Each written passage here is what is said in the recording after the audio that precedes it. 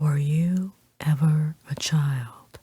By Floyd Dell. Chapter 4. The Book.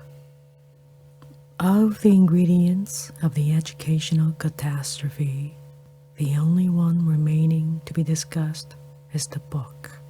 Is it to blame for the failure of the process which has brought us to our present state of elaborate ignorance, and ought it to be abolished?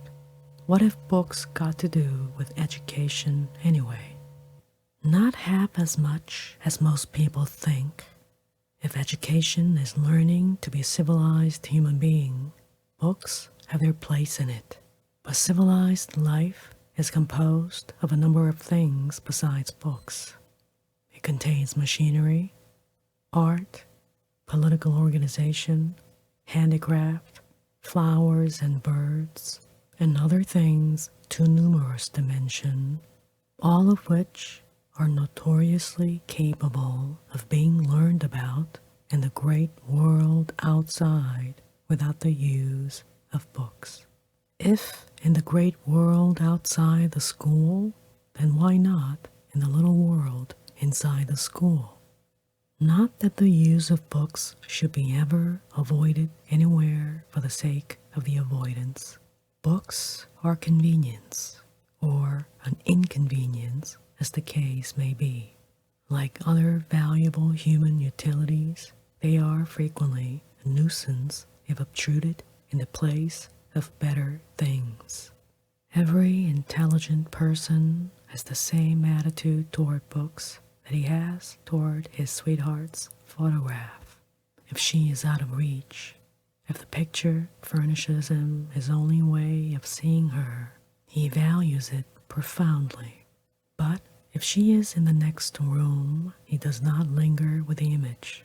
True, he may fall in love with the picture first. The picture may reveal to him the girl whom otherwise he might never have appreciated. And books do make us appreciate aspects of reality which we have neglected. But in education, books are not an adequate substitute for direct contact with the realities with which they deal, precisely because they do not give the sense of power which only comes from direct contact with reality. It is the function of books to assist in that educational contact, not to take the place of it.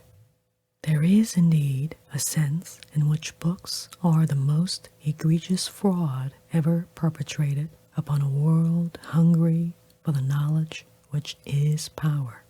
I am reminded of the scene in The Wild Duck when the father returns home from a grand dinner party. He has promised to bring his little daughter some sweet meats or cake, and he has forgotten to do so. But he grandly draws from his pocket a piece of printed matter.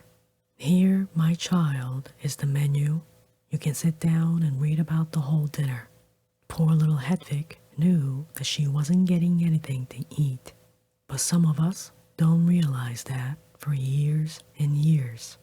We dutifully masticate the innutritious contents of textbooks while we are starving for a taste of reality. Take geography, for instance.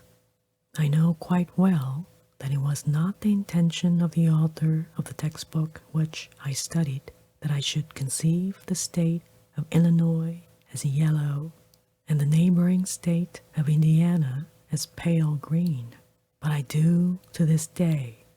They were not realities to me, but pictures in a book. And they were not realities because they had no relation whatever to real experience. If I had been asked to draw a map of the school grounds with the boys' side distinguished by one color and the girls by another, that convention would thereafter have seemed only what it was. If I had drawn a map of the town I lived in, I would have been thenceforth unable, I am sure, to see a map without feeling the realities of stream and wood and hill and house and farm, of which it is a conventional abstraction. I would, in short, have learned something about geography. The very word would have acquired a fascinating significance, the depiction of the surface of the earth, whereas all the word geography actually means to me now is a large flat book. And if an aviator should stop me and ask which is the way to Illinois, I couldn't for my life tell him. But if you brought me that old geography book and opened it to the map of the United States, I could put my finger on Illinois in the dark. You see, Illinois is for me not a part of the real world. It is a yellow picture in a large flat book. In the same way, I have the impression that the American Revolution happened in a certain thick book bound in red cloth, not by any chance in the New York and New England whose streets I have walked in. And for that matter, as I have later discovered, much of the American Revolution of the school histories, such as the Boston Tea Party as described, did not happen anywhere except in the pages of such textbooks.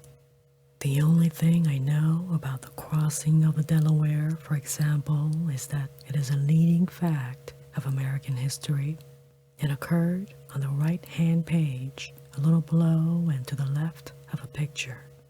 And this conception of historical events as a series of sentences occurring in a certain order on a certain page seems to me the inevitable consequence of learning history from a textbook.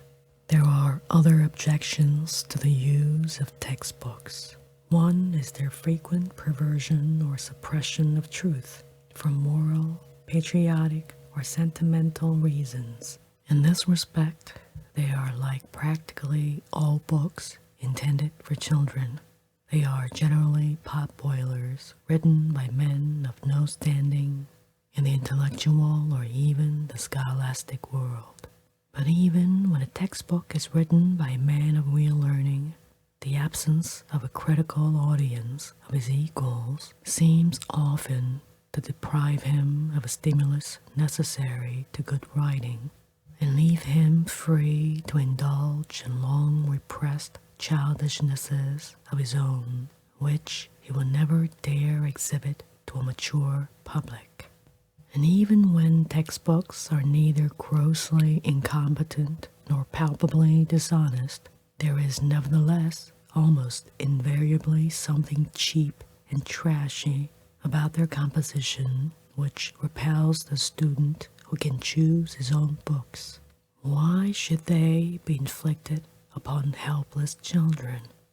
Even if all textbooks were miracles of accuracy and order, even if they all showed a literary talent of a high degree, their usefulness would still be in question. If children are to be given a sense of the reality of the events which they study, they must get some feeling of contact with the facts. And to this project, the use of a textbook is fatal. Let us turn to history once more. I take it that a textbook of history as intended and as used is a book which tells everything which it is believed necessary for the pupil to know. Right there, it divorces itself completely and irrevocably from the historical category. History is not a statement of what people ought to know. History is an inquiry into the nature and relationship and significance of past events. Not a pronouncement upon these things, but a searching into them. Now, the outstanding fact about past events that they happened some time ago.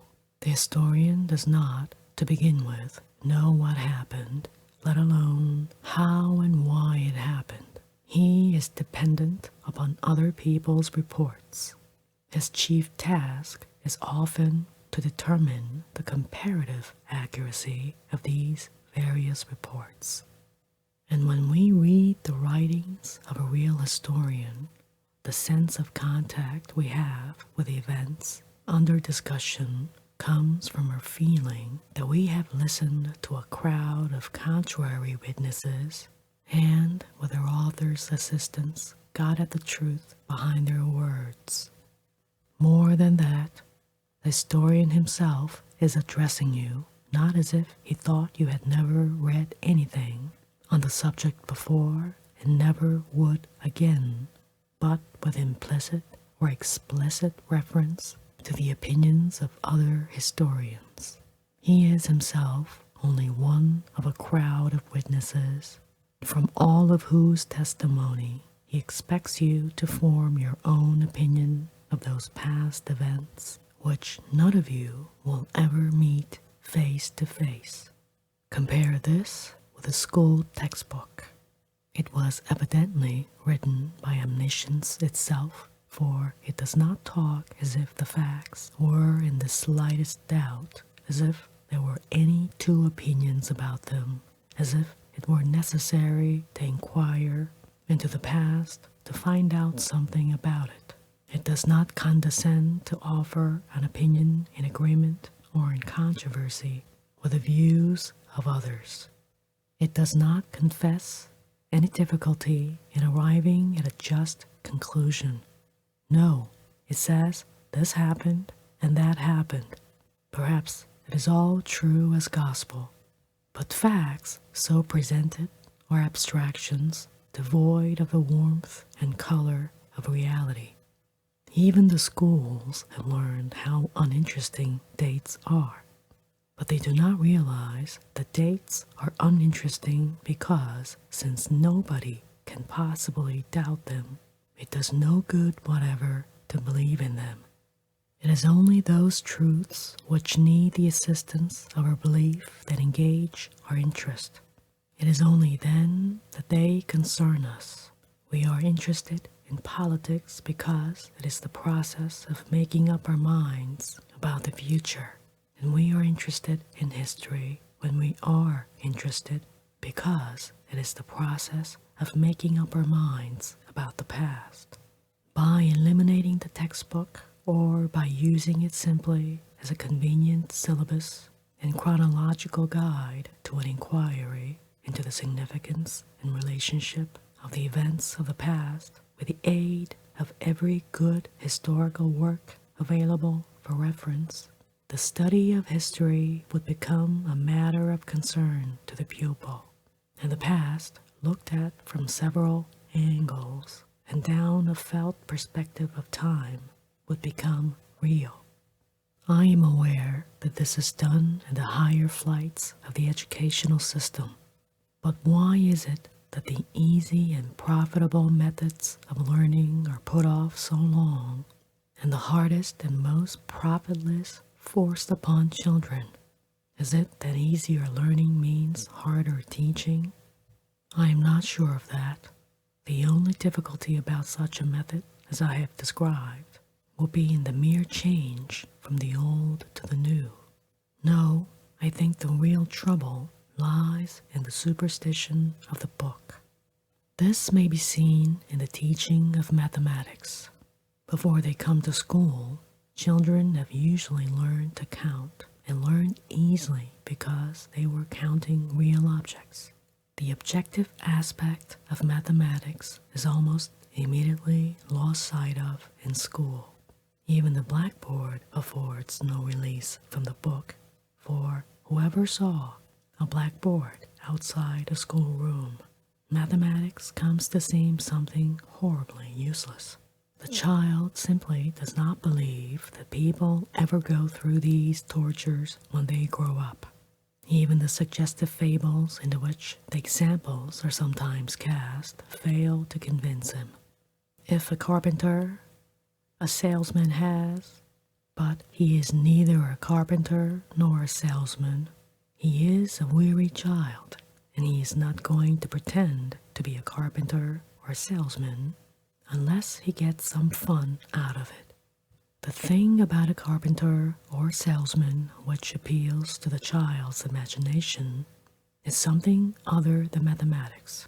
No, the printed word does not suffice, but let him be a carpenter or salesman for the nonce, Let him with saw or sugar scoop in hand find it to be necessary to add, subtract, multiply, divide, and deal in fractions, and he will rise undaunted to the occasion. And having found in actual practice just what his difficulties are, he will cheerfully use book and blackboard. Where there's a will, there's a way, and mathematics has only to come to seem a desirable acquisition to become an easily mastered one. I should say that the ideal way of teaching a boy of 8 mathematics, including, if necessary, trigonometry, is as a part of the delightful task of constructing a motorcycle. I remember that I gained in 24 hours an insight into the mysteries of English grammar, which I had failed to get in the 1,200-odd lessons previously inflicted on me in school. And I gained that insight in writing my first short story, when in effect that you yourself want to achieve depends on a preposition or fraction, then, and only then, are such things humanly worth knowing. If you want to see the most terrific and damning criticism of textbooks, open one of them which has been used by a child, and see it written there on the margins in fretful and meandering curlicues, which say as plainly as the handwriting on Belshazzar's wall, I have weighed this book in the balance and found it wanting. It does not interest me, and leaves my spirit vexed and impatient.